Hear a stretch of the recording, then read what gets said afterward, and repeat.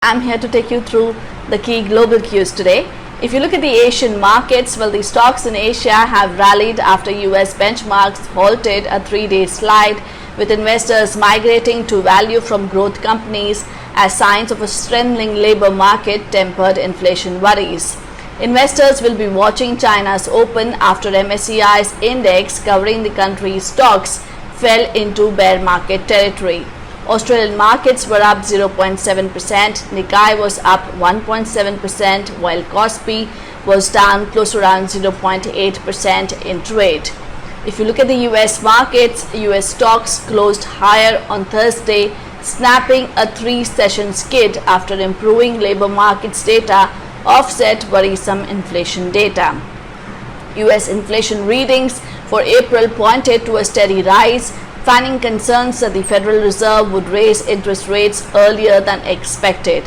But Jobless claims hitting another pandemic era low suggested that the economy is closer to full reopening. Cyclicals like industrial and financial shares led gains in the S&P 500, while energy producers jumped a slump in oil. The yield on the 10-year Treasuries declined 4 basis to 1.65%. Dow was up close to around 1.3% at 34,021, while the S&P was up close to around 1.2% in trade. Nasdaq was up close to around 0.7%. In Europe, the European stocks were mixed on Thursday, weighed down by a fall in heavyweight miners after commodity prices tumbled, while a rapid rise in US inflation kept risk sentiment at bay. Basic resources fell 3%, leading declines among European sectors, while oil and gas slipped close to around 1.4%. Automakers also shed 0.9% in trade, while the defensive names like utilities, healthcare as well as telecoms did rise.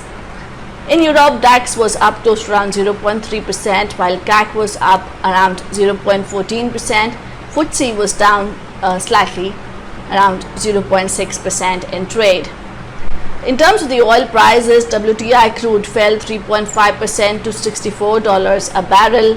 The price of oil dropped off sharply as energy traders digested news that the Colonial Pipeline had resumed operations after shutting down late last week in response to a ransomware attack. If you look at the gold again, the gold has continued its rise in the recent days. Gold futures have risen 0.3%.